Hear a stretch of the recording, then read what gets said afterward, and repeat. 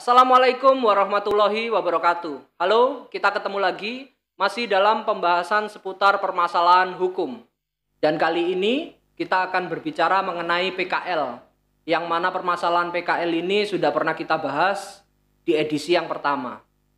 Di edisi yang kedua ini kita akan membahas mengenai runtutan sejarah PKL, permasalahan PKL, solusinya, dan seterusnya. Ngomongin mengenai pedagang kaki lima atau yang biasa disebut dengan PKL. Rasanya nggak akan lengkap ketika kita tidak mengetahui bagaimana sejarah dari PKL tersebut. Terkait permasalahan PKL, PKL sendiri muncul ketika di era kepemimpinan Gubernur Jenderal Thomas Stamford Raffles, yang mana pada waktu itu yang bersangkutan mengeluarkan kebijakan terhadap peraturan lalu lintas, di mana yang bersangkutan mengeluarkan kebijakan mengenai 5 feet atau 5 kaki, yang mana sebelah kiri dan sebelah kanan dari jalan utama luasannya 5 kaki ini diperuntukkan sebagai trotoar bagi pengguna jalan yang lalu lalang di sekitar jalan utama. Dan pada prosesnya, untuk selanjutnya 5 feet ini ditempati oleh pedagang yang mana pada proses berjualannya mereka menggunakan gerobak dan selanjutnya dibahasakan dengan bahasa pedagang kaki lima. Dan mengenai PKL sendiri untuk pertama kalinya digunakan di Indonesia pada tahun 1978, yang mana pada saat itu DKI Jakarta melalui Perdanya nomor 5 tahun 1978, di dalam ayat 1 huruf E dijelaskan bahwasannya pedagang kaki lima adalah siapa saja yang melakukan usaha di atas trotoar atau jalan yang mana peruntukannya bukan sebagai tempat usaha. Jadi, terkait mengenai PKL sendiri, mulai tahun 1978 di Indonesia sudah melekat istilah PKL diawali dari Perda DKI Jakarta tersebut. Terkait PKL, di Indonesia memiliki berbagai macam pandangan hukum. Dan kali ini saya akan ngebahas mengenai pandangan terkait undang-undangnya. Yang mana di edisi yang pertama saya banyak membahas tentang peraturan daerah. Terkait mengenai PKL sendiri, memang tidak spesifik diatur di dalam undang-undangnya, tapi di dalam Undang-Undang Nomor 22 Tahun 2009 tentang lalu lintas angkutan jalan, di sini dijelaskan mengenai hal-hal apa saja sih yang diperbolehkan dilakukan penutupan jalan. Di antaranya yang pertama terkait kegiatan keagamaan. Yang kedua kegiatan olahraga. Yang ketiga terkait kegiatan kebudayaan. Dan yang keempat terkait kegiatan kenegaraan. Dari 4 hal yang dibolehkan menurut undang-undang tersebut tadi, tidak ada satupun yang menyebutkan penutupan jalan dibolehkan untuk kegiatan berdagang.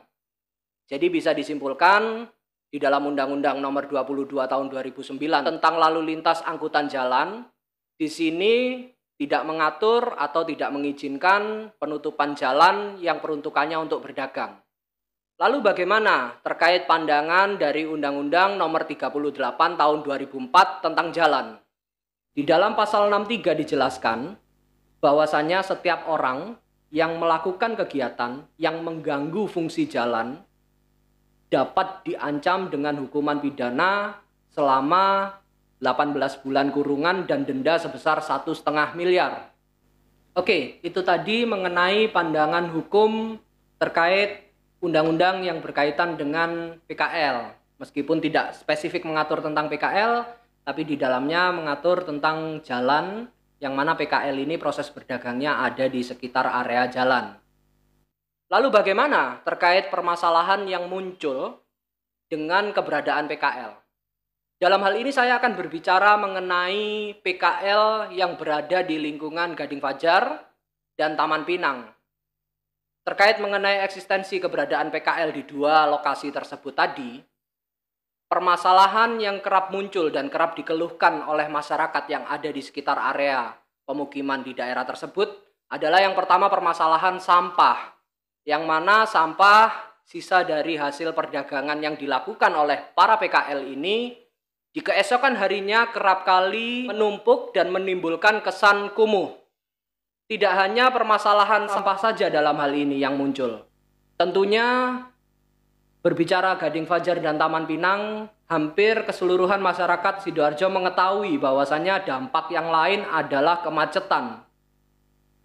Akses masuk yang ada di pintu masuk Taman Pinang maupun yang ada di ujung dari lokasi Gading Fajar kerap kali menjadi simpul kemacetan, dan itu kerap kali dirasakan oleh masyarakat Sidoarjo secara langsung maupun masyarakat di luar Sidoarjo yang kebetulan melewati area tersebut.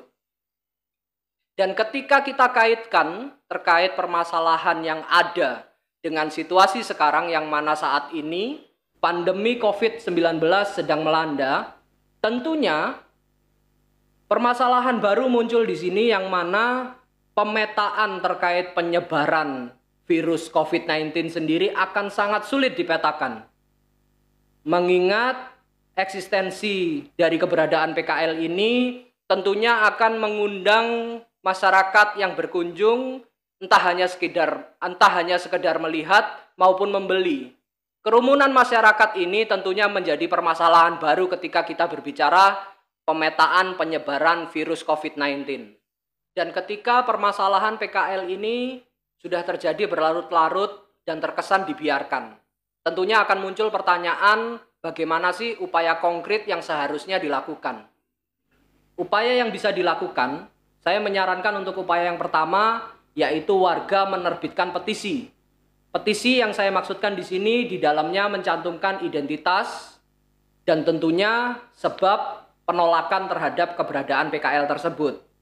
Petisi ini nantinya juga akan menjadi bukti yang sifatnya data terkait siapa saja sih warga yang melakukan penolakan dan alasannya apa. Dan upaya yang kedua, ketika petisi selesai dilakukan, tentunya warga bisa memohonkan untuk dilakukan dengar pendapat atau hearing dengan wakil rakyat yang dalam hal ini ada di ruang lingkup DPRD Kabupaten Sidoarjo.